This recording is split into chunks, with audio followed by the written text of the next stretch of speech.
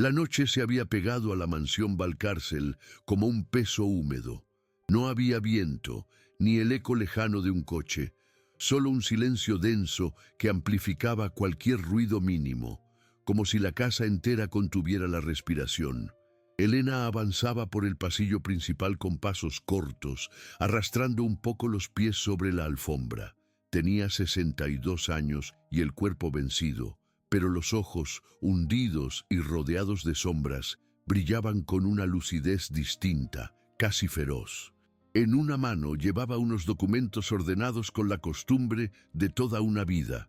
En la otra apretaba un sobre blanco, sin remitente, con una caligrafía firme: Fiscal General de la Nación. Entró en el despacho de Arturo. Encendió la lámpara del escritorio. Un círculo de luz tibia se derramó sobre la madera oscura, sobre los lapiceros alineados, el ordenador apagado, el marco con la foto de Arturo estrechando la mano del presidente. Todo impecable, como siempre. Colocó los documentos donde él solía encontrarlos, y luego, con un cuidado casi ceremonioso, dejó el sobre justo en el centro del escritorio, ligeramente inclinado hacia la silla. Lo observó un segundo. Podía sentir bajo sus dedos el leve relieve de las letras, el peso irreal de ese papel que contenía 26 años de silencio comprimidos en unas pocas líneas. No necesitaba firma. Lo que hablaba allí no era un nombre, era una deuda. Apagó la lámpara y salió, cerrando la puerta sin ruido. Se quedó en el pasillo, pegada a la pared, envuelta por la penumbra. El yeso frío le atravesó la tela del uniforme. Respiró hondo, intentando domar el temblor de sus manos. El corazón le golpeaba el pecho con una fuerza que la mareaba. Abajo, en el hall, se oyó el clic de la cerradura. Arturo entró, dejando atrás el eco de las luces del plató de televisión. Llevaba todavía el nudo de la corbata perfecto, la expresión confiada de quien está acostumbrado a escuchar su propio nombre acompañado de la palabra honor en los titulares. ¿Todo bien, Arturo?, preguntó Beatriz desde la escalera con su bata de seda, sin acercarse demasiado. Todo, respondió él seguro. Mañana vuelven a hablar de la precandidatura. Colgó el abrigo sin mirar, como hacía siempre, y fue directo al despacho. La puerta se cerró. Un segundo después, la luz de la lámpara volvió a encenderse, dibujando una línea amarilla por debajo de la hoja. Elena afinó el oído. Escuchó el leve choque de las llaves al caer sobre la mesa. Luego, un silencio corto. Arturo había visto el sobre. Dentro, él lo tomó con un gesto automático, al principio molesto por la falta de membrete. Rompió la solapa con un solo movimiento. El papel crujió, sonando más fuerte de lo normal en aquella calma. Leyó la primera línea. Su respiración cambió. Noche del 14 de agosto, hace 26 años. Vehículo oficial, conducido por el entonces secretario adjunto Arturo Valcárcel. Víctima, Tomás Ruiz, 17 años. Atropello mortal. Alteración de la escena. Testigos silenciados. Un inocente condenado. Las palabras, con fechas, nombres, detalles que creía enterrados, avanzaban como cuchillos. La marca del coche, la hora exacta, el nombre del fiscal que arregló el caso, los pasos del encubrimiento. Al final, una frase que parecía escrita directamente sobre su garganta: 26 años de silencio no borran la sangre del asfalto. El papel comenzó a temblar entre sus dedos. La palidez le fue subiendo desde el cuello hasta borrar la seguridad que se le había pegado al rostro durante años de cámaras y discursos. ¿Quién se atreve a mandar esto ahora?, murmuró con una voz que ya no le pertenecía. Beatriz, en la escalera, alcanzó a oír la pregunta. Se detuvo, una mano aferrada al pasamanos, con un gesto de desconcierto. No entendía, pero algo en el tono de su marido le erizó la piel. En el pasillo, Elena percibió el quiebre en esa voz, como si alguien hubiera abierto una ventana en una habitación cerrada mucho tiempo. El sonido del papel, el susurro ahogado de Arturo, todo llegaba filtrado pero suficiente. Sus labios se curvaron en una media sonrisa diminuta, rígida, casi dolorosa. No era felicidad, era la dureza de una satisfacción tardía, la punzada helada de haber empujado por fin la primera ficha de un dominó que llevaba décadas temblando. Nadie, ni Arturo sosteniendo aquella hoja como si quemara, ni Beatriz con la bata perfectamente planchada en la penumbra de la escalera, imaginaba que la respuesta a esa pregunta no estaba en algún despacho enemigo ni en un periodista oportunista. La respuesta estaba a pocos metros, apoyada en la pared, con el cuerpo cansado y los huesos doliendo, los dedos manchados de productos de limpieza y una voluntad despiadadamente lúcida que por primera vez en 26 años se negaba a obedecer. La mañana siguiente la casa amaneció ordenada, puntual, como si nada hubiera pasado. Elena abrió los ojos antes de que sonara el despertador. Había dormido poco, el cuerpo en guerra con cada músculo, pero se levantó igual, despacio, mordiéndose el labio cuando el dolor le atravesó el costado. No podía darse el lujo de enfermar. No allí, no ahora. Se puso el uniforme, alisó con la mano las arrugas que el tejido ya no lograba ocultar y salió al pasillo vacío. El eco de sus pasos suaves se mezcló con el tic-tac del reloj de pared. Se dirigió a la cocina casi a ciegas, por costumbre. El olor a café recién hecho empezó a llenar el aire. Contó las cucharadas exactas, el punto justo de tostado, como Arturo exigía. Preparó las tostadas, eligió la vajilla buena para el desayuno, la que Beatriz reservaba para las visitas importantes, pero que con los años se había convertido en el estándar diario de la casa, y revisó la mesa del comedor 2 veces, mantel liso, cubiertos rectos, servilletas trianguladas como soldados blancos. A las 7:30, los pasos comenzaron a oírse en la escalera. Arturo bajó primero. Traje oscuro, gesto seguro, el cabello apenas salpicado de canas, calculadas para sumar credibilidad. Tenía la mandíbula un poco más tensa que de costumbre, pero solo alguien que lo hubiera observado durante décadas habría notado esa mínima fisura. Elena la vio al instante. Se sentó en la cabecera, tomó el periódico doblado en la sección política y lo abrió sin saludarla. Los titulares lo llamaban pilar ético del país, garante de justicia. Él leyó esas palabras como quien mira su propio reflejo en un espejo que no se atreve a cuestionar. Le dio un sorbo al café. Bien, murmuró, como siempre. Ese como siempre le lamió los oídos a Elena como una burla. La noche anterior, ese mismo hombre había sostenido un papel que lo desnudaba. Ahora, el teatro recomenzaba, impecable. Beatriz bajó después, envuelta en una bata clara que no tenía una mancha, una arruga, nada fuera de lugar. Llevaba la tablet en la mano. «Esta noche tenemos la cena con los donantes del hospital», dijo sin mirar a nadie. «No quiero fallos con el servicio, Elena. La última vez el postre estaba tibio». No levantó la voz. No hizo falta. Cada sílaba cayó con la precisión de un bisturí. «Lo tendré en cuenta, señora», respondió Elena, bajando la mirada. Lucía apareció con una carpeta llena de apuntes, ya en modo asesora. Llevaba el pelo recogido, gafas en la punta de la nariz, la mirada encendida. «Papá, ajusté el informe para la prensa», explicó extendiendo unos folios.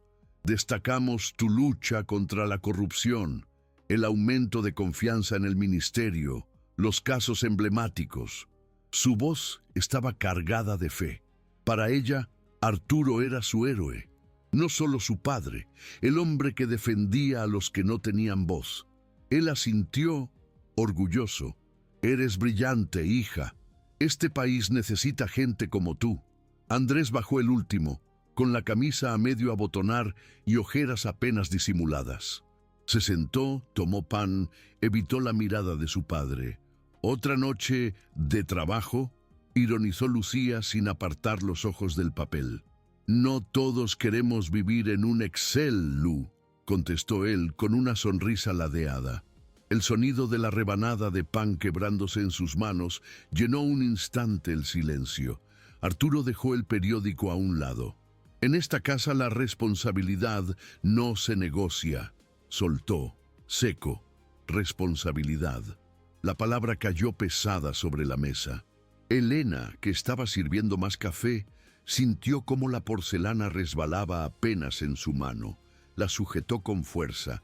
Recordó otra mesa, otra noche, otro «tienes que ser responsable» dirigido a ella cuando las sirenas se apagaron y el cuerpo de Tomás quedó tendido en el asfalto frío. Beatriz cortó un trozo de fruta con elegancia. «Elena, revisa las cortinas del salón luego.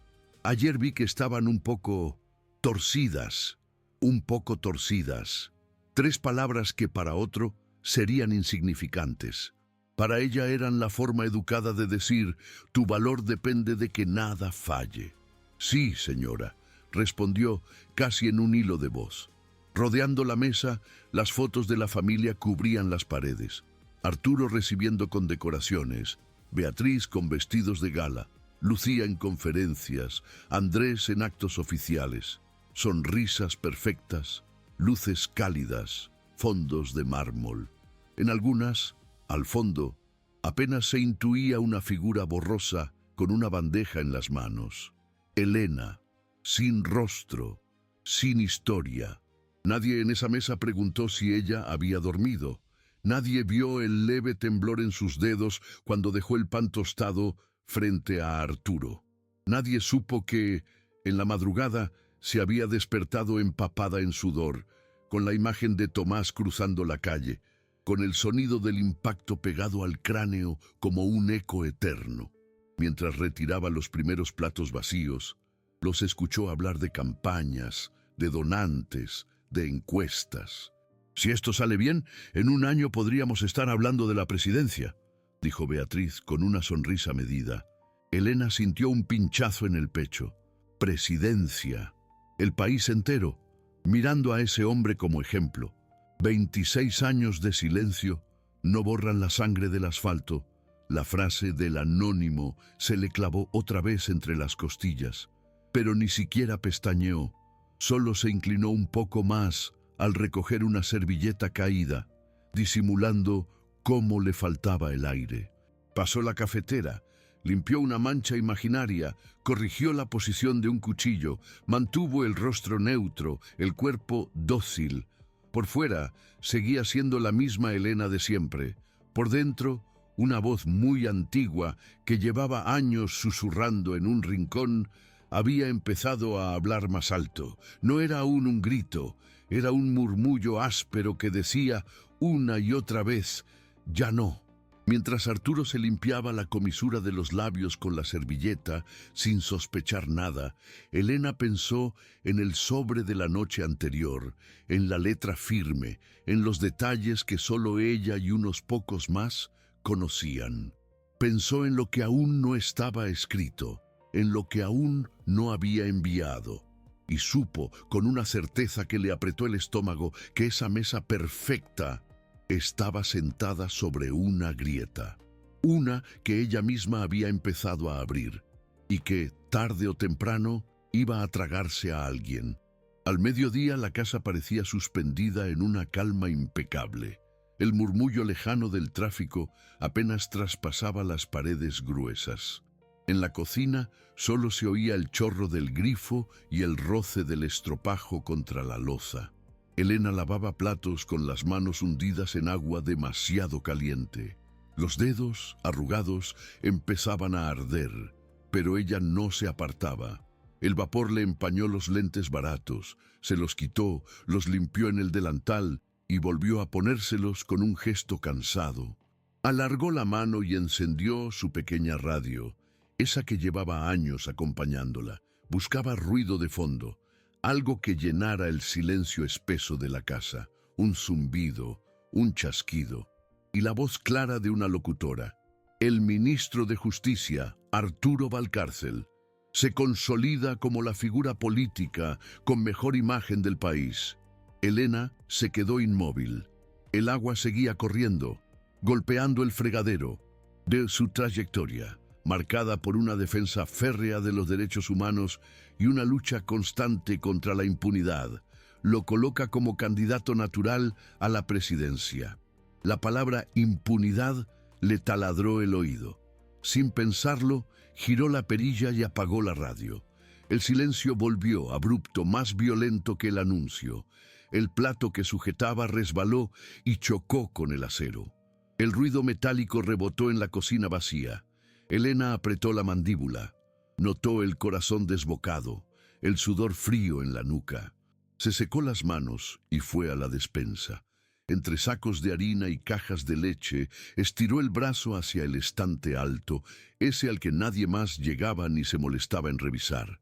Sus dedos encontraron la caja metálica, fría, con la pintura descascarada. La bajó con cuidado, la apoyó en la mesa. Se quedó mirándola como si fuera una bomba a punto de estallar. Abrió la tapa. Cartas dobladas, recortes de periódico, papeles con esquinas comidas por el tiempo y una foto pequeña, en blanco y negro.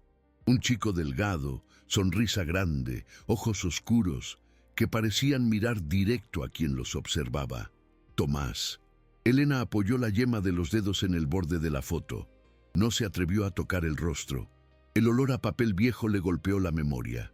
El asfalto mojado, la lluvia fina, las luces del coche acercándose demasiado rápido. El golpe, el cuerpo de su hijo volando, cayendo, quedando torcido en la carretera como un muñeco roto. El metal caliente del capó, el olor agrio de la gasolina, sus propias rodillas raspadas cuando se arrodilló junto a él. Y luego, la voz de Arturo, más joven, pero con el mismo tono seguro. Fue un accidente. Tu hijo cruzó sin mirar, Elena. Yo me haré cargo. Me haré cargo. Se encargó, sí, de que la escena se retocara, de que el informe dijera otra cosa, de que un chico sin apellido importante ocupara el lugar de culpable, de que ella tuviera un trabajo estable y un techo, y de que cerrara la boca para siempre. Elena sacó un recorte amarillento. Titular: delincuente juvenil condenado por homicidio en accidente vial. Una foto borrosa de un chico que no era Tomás. Un desconocido al que le robaron la vida para proteger la carrera de un funcionario prometedor. Recordó el juzgado, los bancos de madera, el aire cargado, la sentencia cayendo como una losa. Arturo en la penumbra, 2 filas detrás, con gesto grave de hombre responsable. Al terminar, se le acercó. Es lo mejor, créeme. Sin mí nadie te ayudará. Y durante años ella se convenció de que era verdad. Al menos tenía un sueldo. Al menos no estaba sola. Al menos podía sobrevivir. Ese al menos la encadenó. En el fondo de la caja había una carta escrita a mano, nunca enviada. La leyenda, arriba: Señor Fiscal General, yo fui testigo de lo que pasó realmente aquella noche. La tinta azul, temblorosa. La culpa, la rabia, encerradas en esas líneas que nunca salieron de su cuarto por puro miedo. Pero el miedo había empezado a cambiar de forma. El día anterior, en el kiosco, había visto el titular que le arrancó la venda. Valcárcel, el hombre que jamás tiembla ante los poderosos. Y debajo, esa sonrisa tranquila. La misma boca que le habló de responsabilidad y sacrificio mientras su hijo yacía en una camilla de morgue. Aquella tarde, sola en su cuarto de servicio, había esparcido sobre la cama todos esos papeles: el parte médico con la hora del impacto, el número de matrícula anotado en un trozo de papel, la copia arrugada de su primera declaración, las piezas de un rompecabezas que nadie quiso armar. Y escribió, con calma, con precisión, las palabras que llegaron la noche anterior a las manos de Arturo. Ahora, en la cocina, miró la caja sabiendo que el primer sobre solo había sido un aviso, una chispa. Escuchó pasos en el pasillo. Elena cerró la caja de golpe y la cubrió con un paño, el corazón subido a la garganta. Se giró. Lucía estaba en el umbral, móvil en mano, el ceño apenas fruncido. ¿Has visto al jardinero? Las hortensias del frente están hechas un desastre. No, señorita, pero puedo llamarlo, respondió Elena rápida, pegando el cuerpo a la mesa para ocultar la caja. Lucía asintió, distraída. Iba a darse la vuelta, pero se detuvo un segundo. Sus ojos recorrieron el rostro de Elena, la palidez, la mano aferrada al trapo. ¿Te encuentras bien?, preguntó, casi extrañada de oírse a sí misma preocuparse. Elena dudó una fracción de segundo. No estaba bien. No lo estaba desde hacía 26 años. Sí, señorita, es el calor. Lucía la observó un poco más. Había en ella algo de humanidad genuina, un resquicio de niña que alguna vez le llevó dibujos a la cocina para que Elena los pegara en la pared. Pero los años habían levantado paredes invisibles. «Bebe agua, ¿vale? Si te nos caes, mi madre me mata», intentó bromear. Se fue. Cuando sus pasos desaparecieron, Elena apoyó las manos en la mesa. Sintió el borde clavándose en las palmas, anclándola. Tomó la foto de Tomás. «He tardado demasiado», susurró. «Pero ya está». Volvió a guardar todo. La caja regresó a su escondite entre manteles viejos. Reanudó la rutina. Platos, ollas, paños. Como si nada. Desde el salón llegó el sonido de la televisión. La misma voz de la radio, ahora con sonrisa. En unos minutos, entrevista exclusiva con el ministro de Justicia, Arturo Valcárcel, el hombre en quien todo el país confía. Elena cerró el grifo. Se quedó quieta, con el agua chorreándole de las manos, mojando el suelo, todo el país. Una parte de ella tembló, otra, más nueva, más dura, se plantó firme. Ya no, pensó. Y en ese pensamiento había una promesa. Aunque tuviera que dinamitar su propia vida, aunque se quedara sin techo, sin trabajo, sin nada, no iba a dejar que esa confianza se construyera sobre el cuerpo de Tomás ni sobre la condena de otro inocente. La grieta ya estaba abierta, ahora era cuestión de empujar. La entrevista empezó puntual, inundando la casa con la voz perfecta de la presentadora. Elena se quedó en el umbral de la cocina, con las manos aún húmedas, viendo de lejos el televisor del salón. En la pantalla, Arturo parecía intocable. Traje azul marino, corbata impecable, postura relajada, ni rastro del sobresalto de la noche anterior. Ministro Valcárcel, lo llaman el hombre de la justicia. ¿Qué significa eso para usted?, preguntó la periodista, inclinándose hacia él. Él bajó la mirada, en un gesto ensayado de humildad. Significa responsabilidad. No hay lugar para la cobardía cuando uno tiene en las manos la vida de los demás. La palabra cobardía se le clavó a Elena como un gancho en el estómago. Se aferró al marco de la puerta. Desde allí veía también a la familia. Beatriz, erguida en el sofá, orgullosa. Lucía, con el portátil en las rodillas, mirándolo de reojo. Andrés, con los brazos cruzados, una arruga terca entre las cejas. ¿Nunca ha tenido miedo?, insistió la periodista. El miedo es humano, respondió Arturo. Pero hay cosas que uno no puede dejar de hacer solo porque tiene miedo. Elena sintió que se le encendía la cara. Ella sí había dejado de hacer demasiado por miedo. Había dejado de hablar, de denunciar, de pronunciar en voz alta el nombre del culpable, mientras él convertía cada silencio en un peldaño más. Beatriz sonrió, embelesada.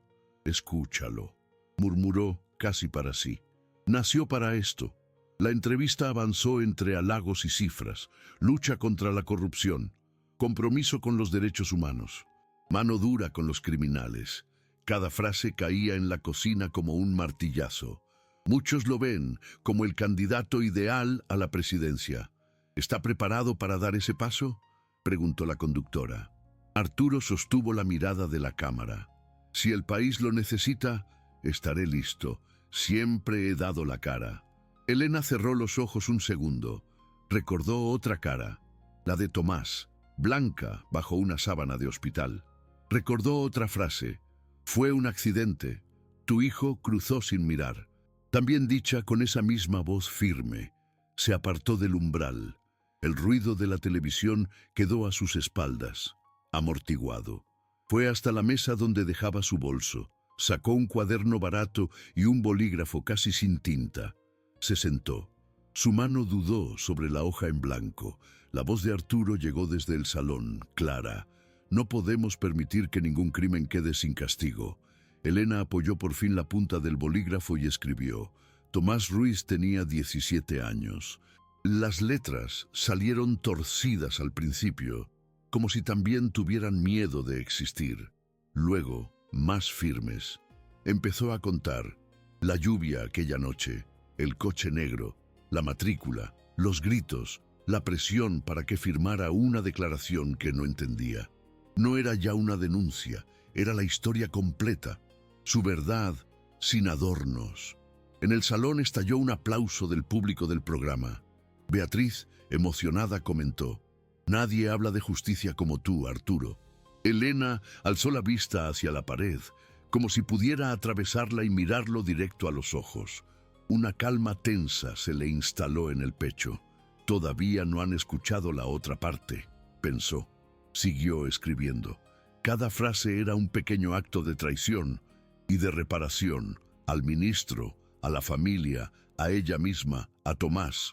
En la televisión, la entrevista se acercaba al final con música solemne.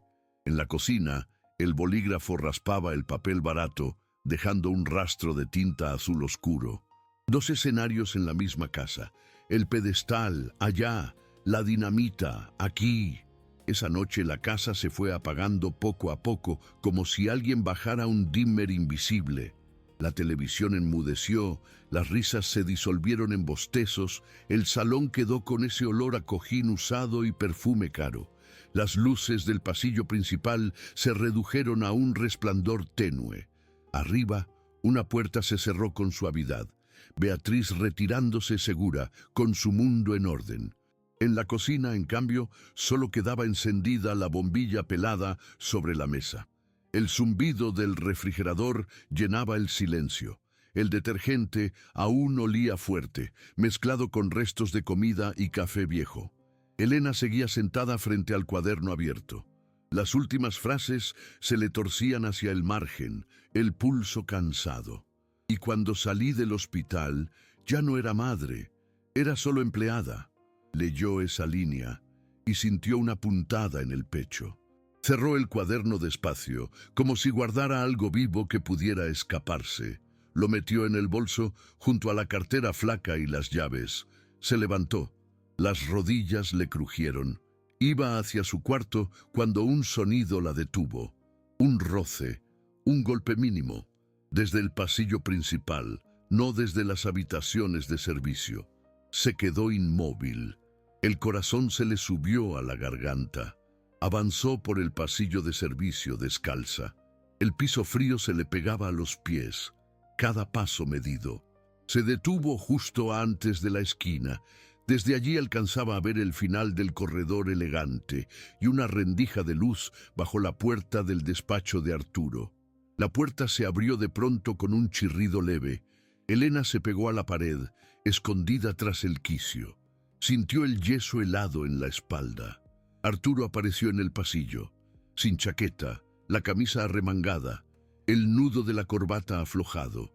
En la mano derecha, un sobre blanco, arrugado, el anónimo.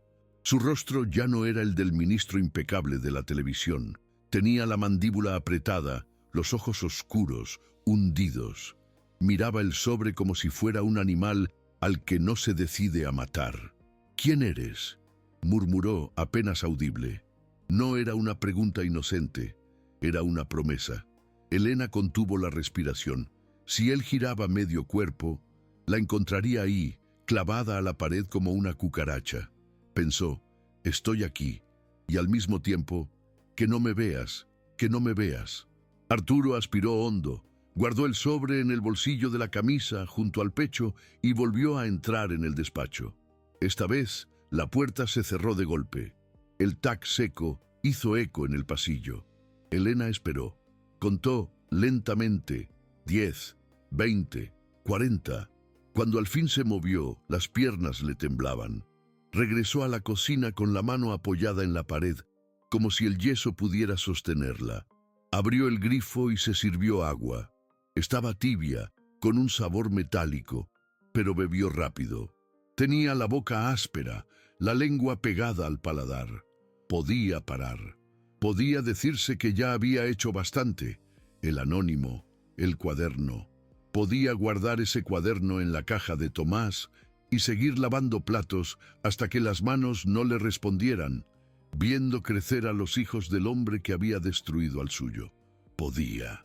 Apoyó el vaso en la encimera. Sus dedos seguían temblando, los nudillos blancos. Se volvió hacia la mesa y retiró otra vez el bolso. Sacó el cuaderno. Al verlo abierto, con aquella primera frase, Tomás Ruiz tenía 17 años. Sintió algo mezclado de ternura y rabia. Ese chico adolescente atrapado en una sola línea, reducido a un recuerdo que ella se había negado a compartir durante 26 años. Se formuló, sin escapatoria, la pregunta que venía rodeando desde la mañana. ¿Y ahora qué? La respuesta no vino en palabras, sino en una imagen. La cara de Tomás con 16, soplando unas velas torcidas, prometiéndole que «Un día de estos te saco de aquí, mamá, te lo juro». Entonces supo que no bastaba con escribir. Tenía que poner esa historia en manos de alguien que pudiera reventar la fachada de Arturo. Salió al pequeño patio interior.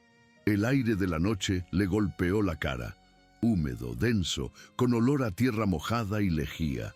Desde la calle llegaba un rumor lejano de motores, sirenas, una ciudad que no dormía del todo.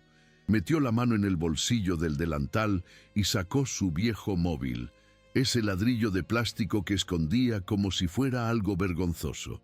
Lo encendió. La pantalla azul iluminó las grietas de sus dedos. Buscó, entre las notas arrugadas dobladas en su billetera, un recibo con un número apuntado a lápiz.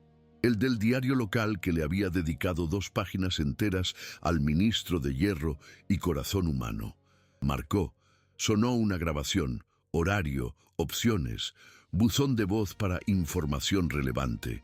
Cuando oyó el pitido, la voz le salió ronca.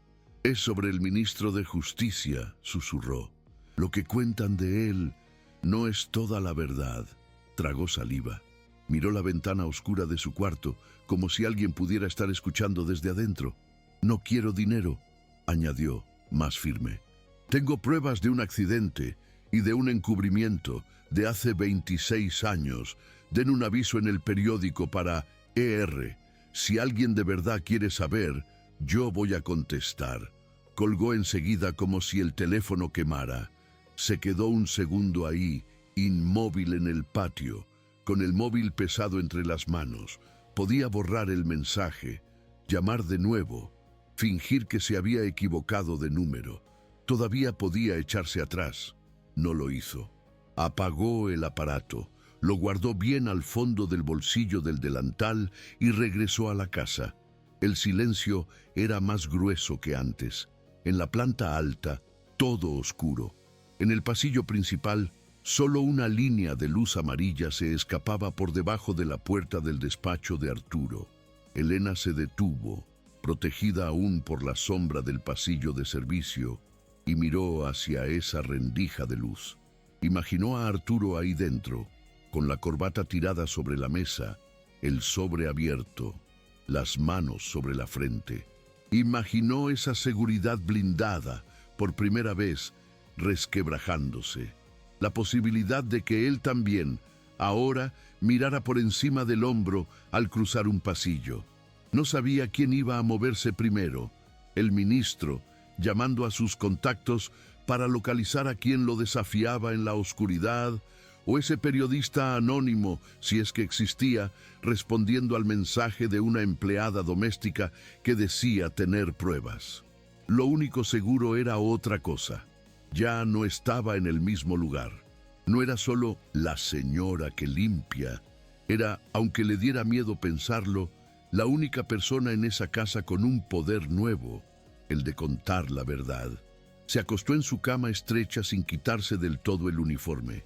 Miró el techo agrietado, las sombras que dibujaban los faros lejanos. El corazón no terminaba de bajar el ritmo.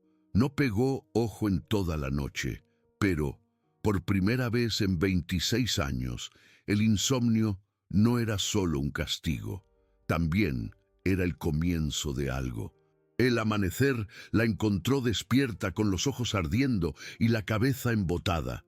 No recordaba en qué momento había dejado de mirar el techo y había empezado solo a escuchar tuberías, coches lejanos, un perro ladrando, la ciudad arrancando, y ella con el corazón todavía acelerado. Se sentó en la cama, le dolía la espalda, como si la noche hubiera sido una jornada de trabajo más. Se lavó la cara en el pequeño lavabo. El agua helada le cortó la respiración.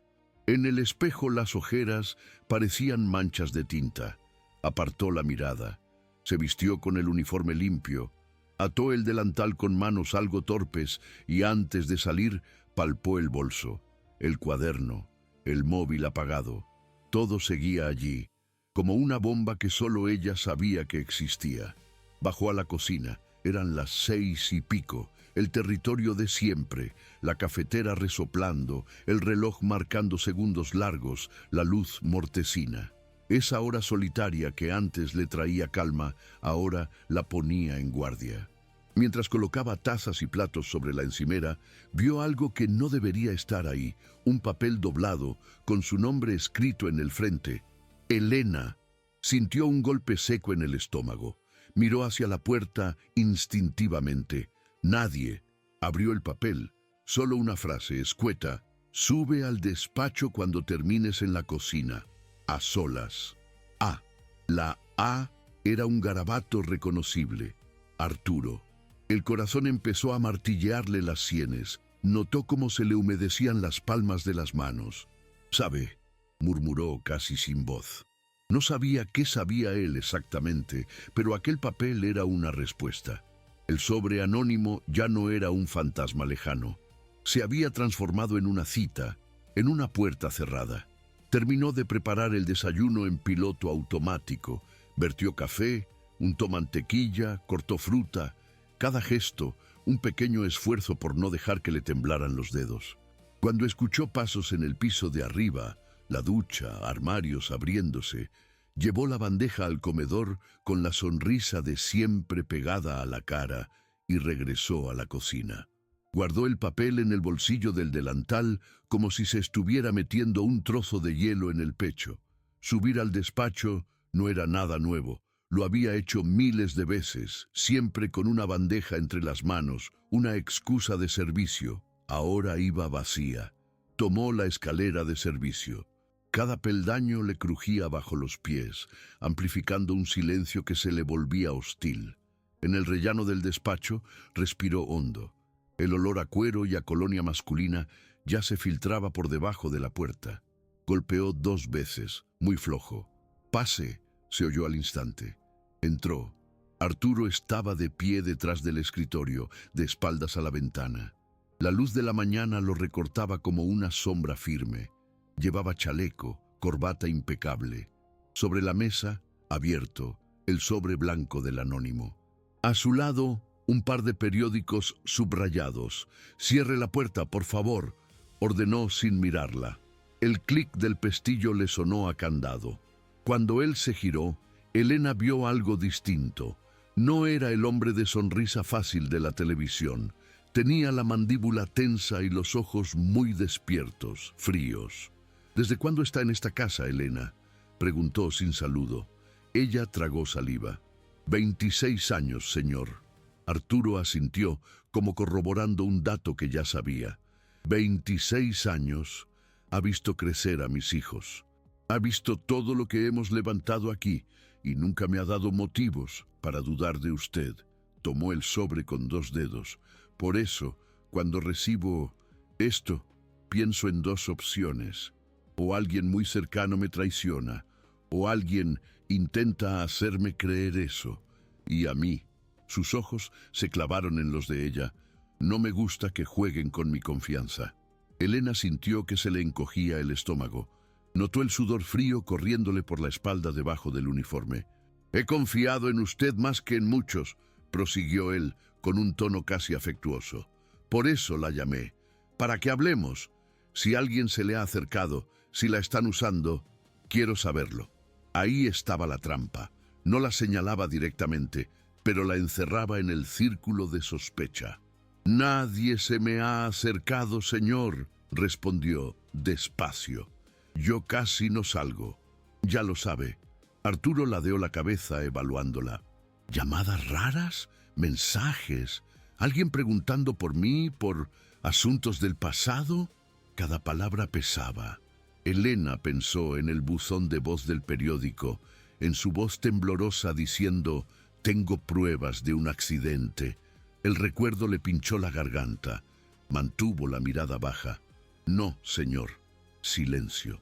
Se oía apenas el tic-tac del reloj de pared. «Míreme a los ojos, Elena», obedeció. Había algo más que ira en esa mirada. Miedo. Miedo del hombre poderoso al que por primera vez alguien señalaba sin rostro. «Si alguien viniera con historias para dañarme, usted vendría primero a mí, ¿verdad?», preguntó en un susurro tenso. «Después de tantos años, sería lo lógico. Lógico.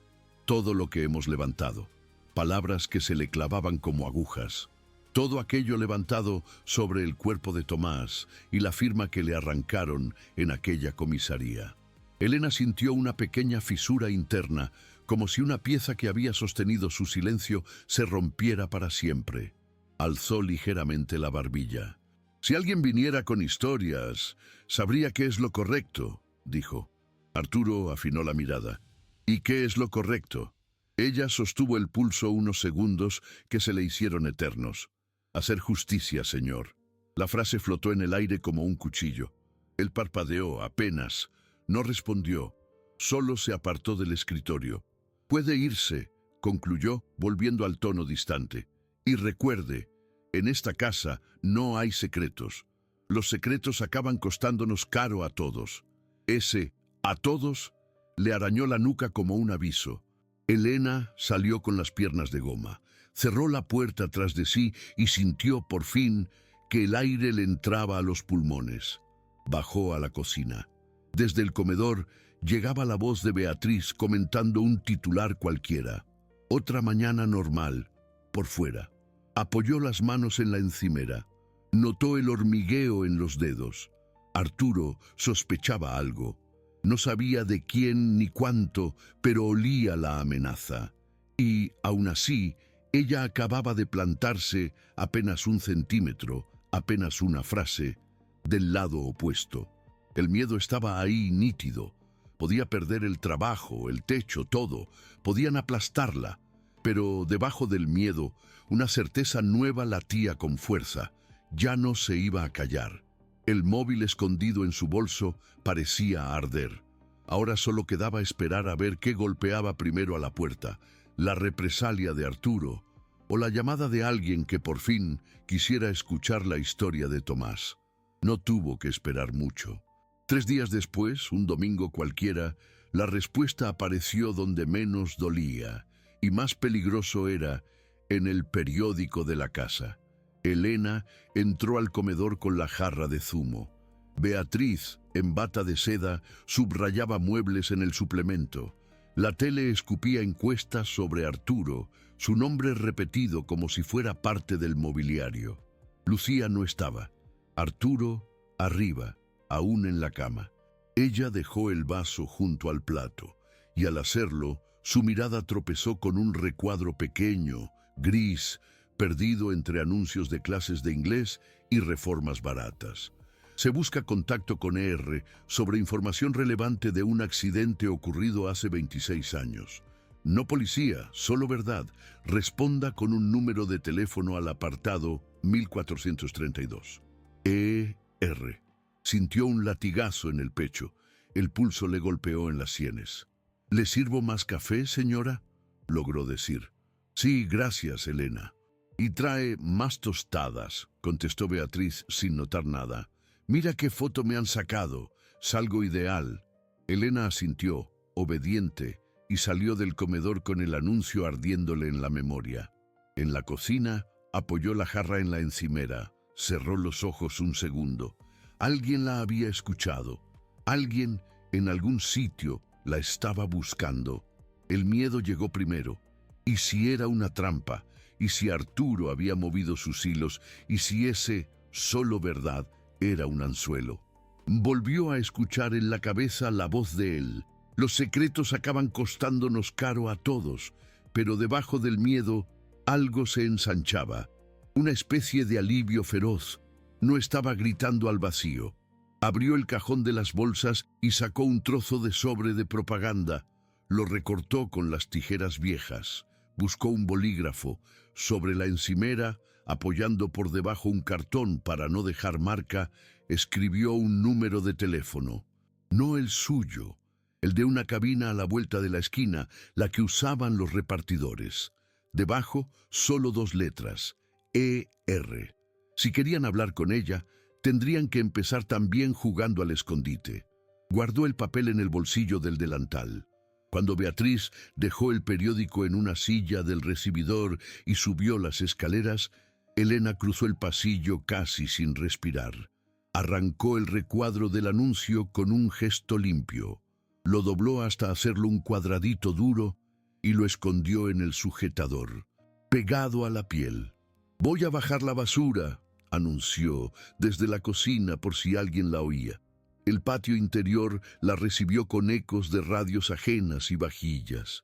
El sol rebotaba en las paredes desconchadas. Tiró la bolsa en el contenedor y siguió caminando como si fuera a comprar pan. Nadie la detuvo. En el kiosco de la esquina compró un sobre barato y un sello. No necesitó mirar el número del apartado. Lo había repetido mentalmente como un rezo. Apoyada en el lateral del kiosco, escribió la dirección con letra apretada. Metió dentro el papel con el número de la cabina. Al cerrar la solapa con la lengua, el sabor químico se le quedó pegado en la boca. Tiró del buzón rojo de correos y dejó caer el sobre. El golpe sordo que hizo al caer le recorrió la espalda. Volvió a la casa con la sensación de que, en algún lugar de la ciudad, acababa de activar un mecanismo invisible. El resto del día se disfrazó de normalidad. Baños, plancha, guiso lento en la cocina, cada sonido habitual, el cazo hirviendo, un plato que chocaba, las risas de Lucía por teléfono, contrastaba con la idea fija de un sobre viajando en una saca, rodando en una cinta, abriéndose bajo la luz blanca de una oficina. A última hora de la tarde, el cansancio de la jornada se le juntaba con una inquietud afilada. Se refugió un momento en su cuarto de servicio. Cerró la puerta. Sacó el móvil del bolso. Lo encendió. Tardó apenas unos segundos en vibrar. Un mensaje de voz nuevo, sin número de contacto guardado. Se le secó la boca. Pulsó. La voz que salió era masculina, joven, algo ronca, con un nerviosismo mal disimulado. «Soy periodista. He visto el aviso para ER y su mensaje sobre el ministro y un accidente. Si esto es una broma, es cruel. Si no lo es, necesitamos hablar. En persona. No puedo fiarme de llamadas. Si de verdad tiene pruebas, puede ser muy grande y muy peligroso. Para usted y para mí». Una respiración. «Dígame día, hora y lugar. Use este número solo una vez. Después lo cambiaré y tenga cuidado. Alguien como él no se queda quieto». El él no necesitaba nombre. Elena se quedó sentada en el borde de la cama, el móvil pegado aún a la oreja, aunque el mensaje hubiera terminado. El zumbido leve del aparato llenó el silencio. Podía borrar ese audio, apagar el teléfono, tragarse todo. Decirse que había ido demasiado lejos con lo del anuncio y que todavía estaba a tiempo de recoger las migas del camino. Pero, mientras escuchaba los ruidos amortiguados de la casa, la cisterna de un baño, unos zapatos de tacón cruzando el pasillo, la tele soltando el apellido de Arturo como una consigna, entendió que esa opción ya no existía. Ya había puesto su número en un sobre, ya había mandado su historia, aunque fuese apenas un destello, a alguien del otro lado. Ahora la pregunta no era si iba a responder, era cuándo iba a mirar por primera vez a alguien a los ojos y pronunciar el nombre de su hijo, Tomás, no como un recuerdo vergonzante enterrado, sino como la víctima de un crimen que merecía por fin ser contado. Se miró las manos. Le temblaban un poco, sí, pero ya no eran las manos de una mujer que se limita a fregar platos. Eran las manos de quien acaba de aceptar una cita con la verdad.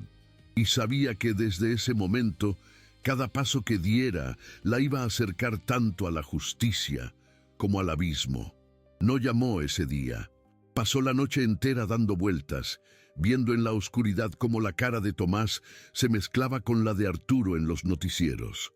Cada vez que cerraba los ojos, escuchaba de nuevo la voz del periodista. Puede ser muy grande y muy peligroso. A la mañana siguiente, esperó. A que Arturo saliera con la corbata torcida y el maletín, a que Beatriz se fuera envuelta en perfume y prisas, a que Lucía cerrara de un portazo con los cascos puestos. Cuando el silencio llenó la casa, la normalidad se volvió un disfraz grotesco. Se encerró en la cocina, apagó la radio, echó el cerrojo de la puerta de servicio. Sacó el móvil. El número desconocido seguía ahí, fijo, como un ojo. Marcó. ¿Sí? La misma voz, alerta. Elena tragó saliva. Soy la del anuncio. E.R. Un silencio cortísimo, cargado. Gracias por llamar, respondió él bajando el tono. Dígame un lugar donde pueda estar segura. Ella miró en derredor, casi esperando ver micrófonos en las baldosas. No aquí. Mañana, 10 en punto. Cafetería de la Estación Vieja. Al fondo, junto a la máquina de tabaco, llevaré un cuaderno azul. Yo iré con una bufanda roja, acordó él. No diga mi nombre por teléfono, ni el de él. Elena apenas murmuró un sí. Antes de colgar, solo añadió, no llegue tarde. No pienso hacerlo. El clic final le dejó un zumbido en los huesos. El resto del día fue como caminar sobre cristal. Se le cayó un vaso y se hizo añicos. Beatriz la miró raro cuando se le quemaron un poco las cebollas. Estoy mareada, señora. Será el calor. Aquella noche, en su cuarto mínimo, abrió el armario y sacó el cuaderno azul. Las fotocopias amarillentas, las fotos de Tomás con el pelo revuelto, el informe médico con su nombre subrayado, olían a papel viejo y a humedad, a años de ser escondidos. Lo guardó todo en una bolsa de tela y luego en otra de supermercado, vulgar, anónima. Eligió la ropa como quien elige un disfraz de otra vida. Vaqueros gastados, chaqueta gris, zapatos planos, nada de uniforme, nada que oliera a criada del ministro. Durmió de ropa puesta, solo por si acaso. Cuando apenas clareaba, ya estaba de pie. Dejó el café preparado, el pan sobre la mesa, una nota breve. Voy al mercado temprano. Salió con la bolsa en la mano. El portero le hizo el gesto de siempre. Nadie la detuvo. Nadie imaginó que, en esa bolsa barata, llevaba la dinamita de 26 años de silencio. La ciudad olía a pan y a humo de coches. Elena caminó hacia la estación vieja con los dedos agarrotados en las asas. Cada paso era una pregunta. ¿Y si Arturo ya sospecha? ¿Y si alguien la sigue? La cafetería de la estación estaba medio vacía, luces frías, olor a café recalentado y fregazuelos de limón. Un par de hombres solos. Una mujer mirando su reflejo en el cristal. Al fondo, junto a la máquina de tabaco, un joven con bufanda roja y ojeras, el móvil en la mano, nervioso, alzó la vista buscando. Elena apretó contra el pecho el cuaderno azul dentro de la bolsa. Dio un paso. En ese instante, antes de que él llegara a ponerse en pie, supo que ya había cruzado. Que lo que empezara en esa mesa, bajo esa luz triste de estación, iba a cambiar para siempre no solo su vida, sino la del hombre cuyo apellido sonaba cada noche en el televisor de aquel comedor donde ella seguía poniendo la mesa. El joven se levantó un poco cuando la vio llegar. De cerca, Elena vio la bufanda roja, las ojeras, la barba de 2 días. ¿Elena? preguntó él en voz baja. Asintió y se sentó. La silla de plástico chirrió. Apretaba la bolsa contra el pecho. Soy Marcos, se presentó. Nombre de guerra. ¿Quiere agua, café? Agua, murmuró ella, con la garganta seca. Pidió el vaso sin dejar de observarla. Cuando se quedaron otra vez solos, bajó aún más la voz. Antes de nada, puede irse cuando quiera. Lo que me cuente la va a poner en peligro. Sobre todo si hablamos de él. Elena sintió un latigazo en el estómago, pero esa vez no retrocedió. Ya estoy en peligro desde que limpio sus copas, respondió, sorprendida de la firmeza que le salió. Marcos asintió, casi con respeto. ¿Puedo grabar? Levantó el móvil. Solo para trabajar bien. No haré nada sin su permiso. Elena miró el aparato como si quemara. Pensó en Tomás tirado en la cuneta. Pensó en Arturo sonriendo en la tele. Grave, aceptó, pero sin mi nombre, solo la verdad. Un pitido suave, grabando. Hace 26 años, empezó ella. Mi hijo Tomás salió de casa y no volvió. Tenía 17. Dijeron que fue un accidente, que iba borracho. Sus dedos temblaron sobre el vaso. En la comisaría me pusieron papeles delante. Me hicieron firmar. Yo apenas sabía leer, solo veía su nombre. Respiró hondo, el pecho duro.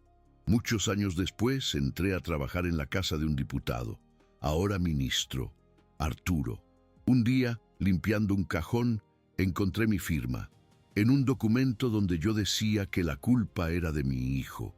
Al lado, el nombre completo de Arturo, sellos, un comisario. Marcos leyó en sus ojos antes de ver el papel. ¿Lo tiene aquí? Elena abrió la bolsa, sacó el cuaderno azul, luego la carpeta. Sus manos respetuosas, casi ceremoniales. Le entregó la hoja doblada. Él la desplegó despacio. Sus ojos corrían por las líneas. Aquí usted exonera al conductor AGP, leyó en voz apenas audible. Arturo García Pardo. Ella asintió. Notaba sudor frío bajándole por la espalda. Me dijeron que si no firmaba no podría enterrar a mi hijo, que lo dejarían en un sitio que no quiero ni recordar. Yo no sabía quién era ese hombre, solo quería un ataúd. Marcos pasó las páginas que Elena le ofrecía. Recortes del accidente, foto de la cuneta, el coche destrozado, el informe médico. ¿Y cuándo se dio cuenta de que vivía en la casa del mismo Arturo? Preguntó incrédulo. Aquel día del cajón, reconocí mi firma. Desde entonces empecé a guardar todo, por si algún día alguien quería escuchar. Él dejó los papeles sobre la mesa, con cuidado.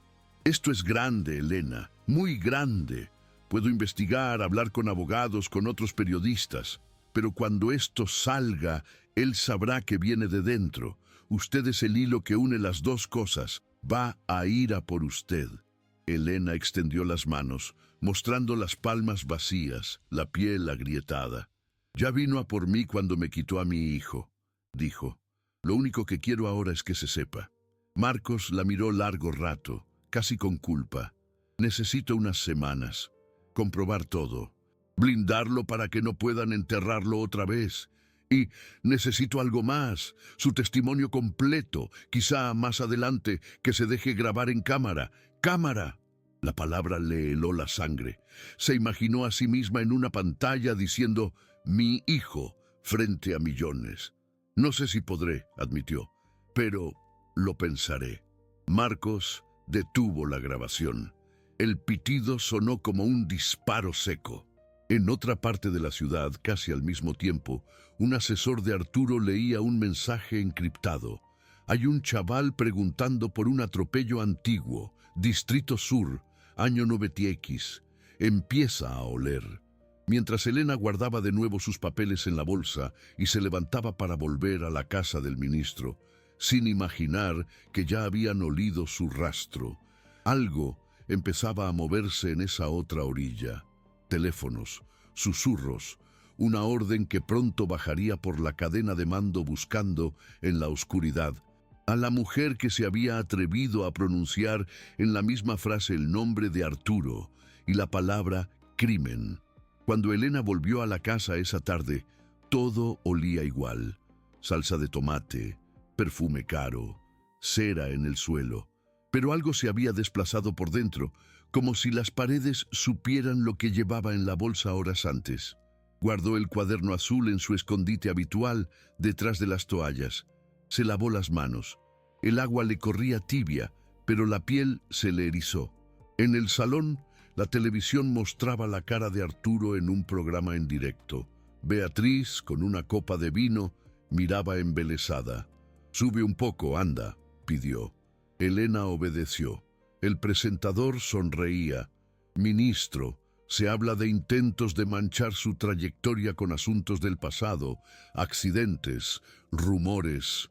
Arturo sostuvo la mirada a cámara, ese gesto que ella conocía de memoria. «En mi vida he cometido errores, como cualquiera, pero jamás he hecho daño a propósito. Lo demás son calumnias de gente que necesita vender titulares. Calumnias». A Elena le ardieron las orejas. Marcos había empezado a moverse. Arturo también. 3 días después, la casa entera temblaba en silencio. A media tarde, Arturo bajó a la cocina. Casi nunca lo hacía. Llevaba la corbata floja, un sobre Manila en la mano. «Deje eso un momento, Elena», pidió, cerrando la puerta detrás de él. El clic sonó como un cerrojo. «Lleva muchos años con nosotros. Confío en usted», empezó con voz suave. «Por eso voy a hablarle claro». Sacó unos folios del sobre. Ella reconoció al instante aquel encabezado, aquella mancha de café, la declaración que la habían obligado a firmar. «Hay periodistas preguntando por un atropello viejo, zona sur, y parece que alguien de mi casa también es de allí». Clavó en ella los ojos. «¿Les suena?» Elena sintió el corazón golpearle las costillas. «En mi barrio siempre hubo accidentes, señor», intentó esquivar. Él dejó de sonreír. «No me tome por tonto. Aquí usted reconoce que su hijo iba borracho, que fue un accidente inevitable. Eso la protege a usted. Y a mí. Pero si empieza a decir otra cosa, la van a retratar como una loca que quiere sacar dinero de la muerte de su hijo. Pueden destrozarla en 2 titulares, a usted y a la memoria de Tomás». El nombre pronunciado por esa boca le cruzó la cara como una bofetada. «No lo nombre», se le escapó. Arturo parpadeó, sorprendido. «¿Cómo dice?» Elena levantó por fin la mirada. «Que no lo nombre. Usted ya lo dejó tirado una vez. No se limpia ahora con mi miedo». Las palabras le temblaban, pero tenían filo. Arturo la sostuvo la mirada un segundo. Algo en su gesto se endureció. «Tiene 1 hora para recoger sus cosas y salir de esta casa», dictó. «Sin escenas. Y escúcheme bien. Si una sola palabra de esos papeles manipulados aparece por ahí, habrá gente muy leal, muy agradecida, que no soporta ver mi nombre manchado. Gente menos educada que yo». El viejo frío de la comisaría le subió por la espalda, pero por debajo otra cosa ardía. «Entonces ya no tengo nada que perder», respondió. Él recogió los folios, guardó el sobre y salió sin despedirse. En su cuarto, Elena llenó una maleta vieja. Un par de vestidos, la foto de Tomás de niño, el rosario de su madre, el cuaderno azul, al fondo, como un corazón escondido. Cada cosa que dejaba atrás era una vida que ya no iba a vivir. Beatriz la sorprendió en el pasillo. «¿Qué haces con la maleta?», preguntó aturdida. «El ministro ha decidido que ya no me necesita», dijo Elena, correcta. «Pero podemos hablar con él». «No hay nada que hablar, señora». Lucía asomó, con el móvil en la mano. «¿Te echan?», preguntó sin ironía. Elena la miró con una ternura que dolía. «Cuida de ti, y no creas todo lo que sale en la tele». No explicó más. Bajó las escaleras con la maleta arrastrando, dejando atrás el eco de su propia vida. En la calle, el aire frío le dio de lleno. Se sintió desnuda, ligera y asustada al mismo tiempo. No tenía trabajo, ni pensión, ni techo seguro. Tenía una maleta, una bolsa de supermercado y la verdad. Entró en un locutorio, pagó en efectivo unos minutos de llamada y marcó el número de Marcos, que se sabía de memoria. «¿Sí?», contestó él tenso. «Soy yo», dijo. Su voz sonó más vieja y más firme. ¿Está bien? Me ha echado. Sabe que preguntan. Pronto sabrá que es usted y que yo hablé. Silencio al otro lado. Luego, ruido de papeles. Entonces ya no tenemos semanas. Tiene que venir a la redacción hoy. Grabamos su testimonio en vídeo. Lo mandamos a varios sitios a la vez. Si me tumban, no tumban la historia. La palabra vídeo volvió a golpearla, pero ya no era puro terror.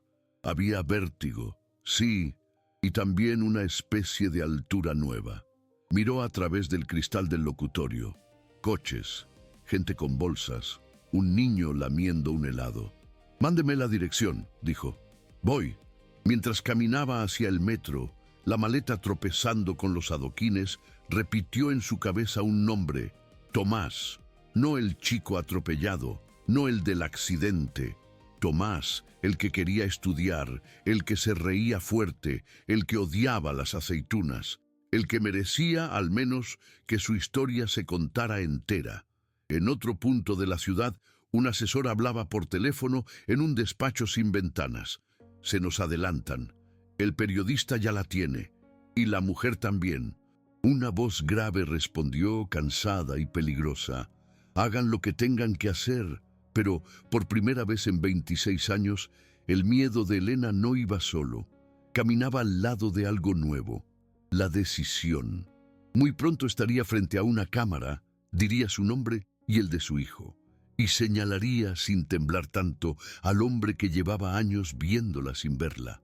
Y por mucho barro que luego le arrojaran encima, por muchas noches en vela que vinieran, habría un instante imposible de borrar.